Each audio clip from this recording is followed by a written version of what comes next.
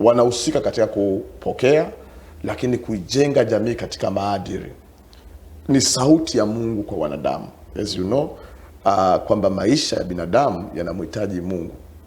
Kwa hiyo kama mtu ni sauti ya Mungu ambaye kila mtu anamhitaji, unaweza ukaona umuhimu wake.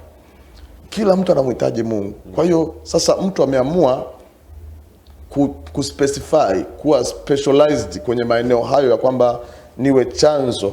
Wakati mitandao inakuja, walikuwa na t-shirt moja zinaandikwa niulize mimi kuhusu mtandao fulani. Sasa pastor, manake umeamua kujitangaza, niulize mimi kuhusu ufalme wa Mungu.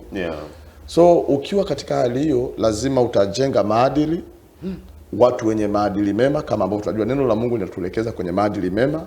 Na ukiwa na maadili mema, maana yake utapendwa kila mahali, utashinda kila mahali. Lakini katika jamii ambayo inapambana na mapambano mengi, msaada wa watumishi wa Mungu katika kuwajenga watu waliovunjika mioyo, waliojeruhiwa.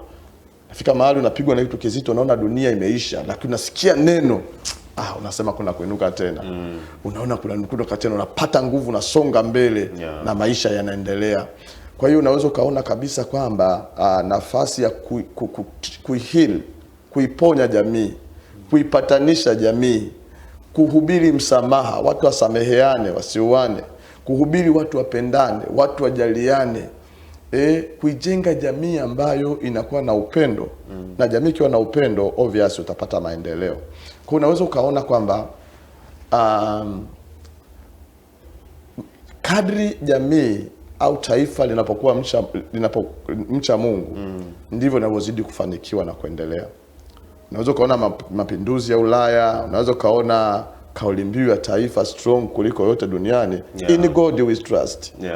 Kwamba watu waliamua kuwekeza katika Mungu, waliamua kumwamini Mungu, na walipoamua kumwamini Mungu, Mungu akawakuza. Ziko shuhuda kwa nchi ya Korea